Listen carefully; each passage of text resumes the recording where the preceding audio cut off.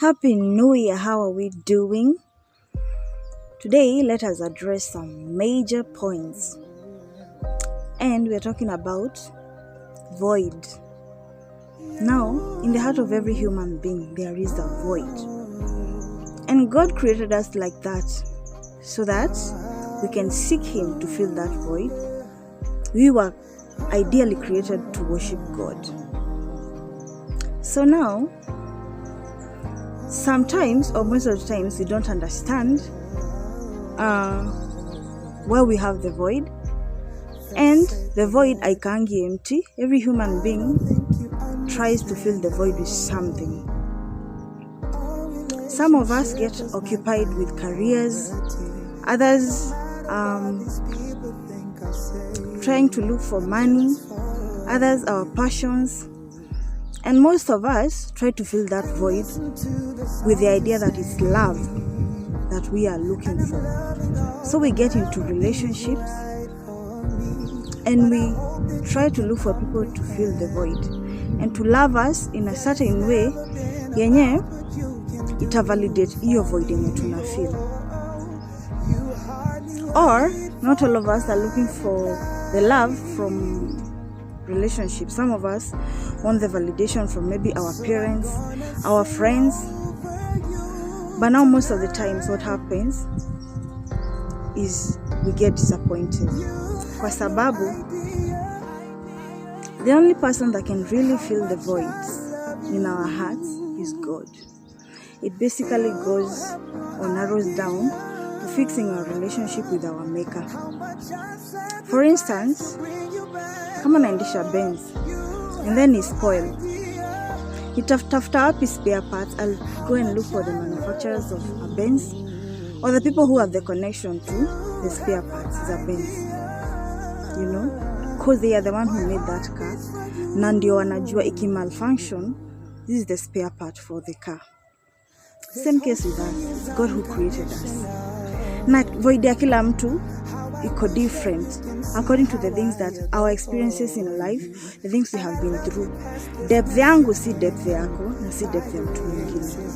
So the mistake we make, we want someone else to come and fill our void with the idea with the idea that they have to know how much I want to be validated. Lazima ajue how much to love me or how to love me.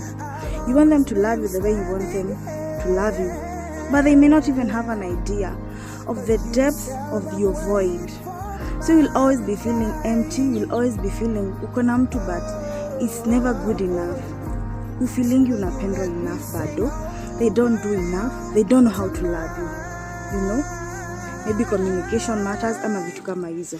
Even sometimes when you communicate, they will error and you will go back to feeling like it's not good enough. But you know what? Most of the times, everyone else or your partner or your friend or even your parents, they are also looking for someone to validate them. They also have a void. Na wao pia wanatafuta kitu ya kujaza hiyo void. They may not know how much they are hurting you because their glasses are also half full. You can half empty. So they cannot pour out to you the half full that they have.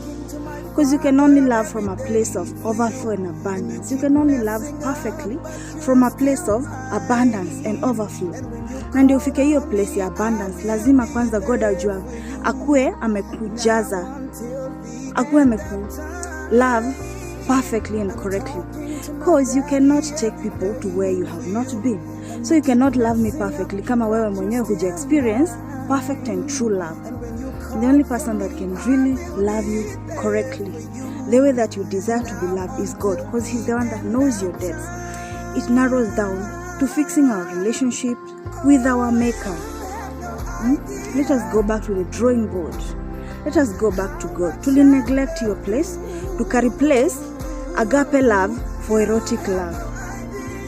That is why we are in so much pain. That is why watu are wounded all over.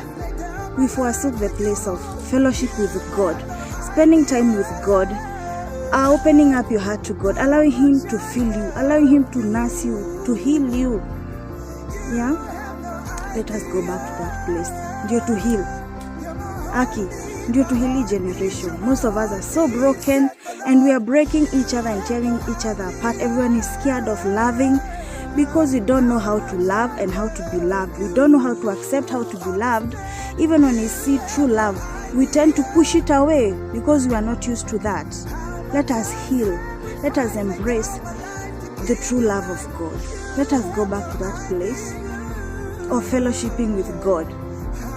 Ndio tuweze kuaccept kupendwa na tujue kupenda from a place of overflow. Yeah? Because I can only pour out to you if my cup is full. You will only pour out to me if your cup is full. Let us individually seek God to feel, to come together, to come to drain each other the little that we have, but we are coming to share what God has done in our lives, in our hearts for us. Okay? Have yourself a lovely day and Happy New Year.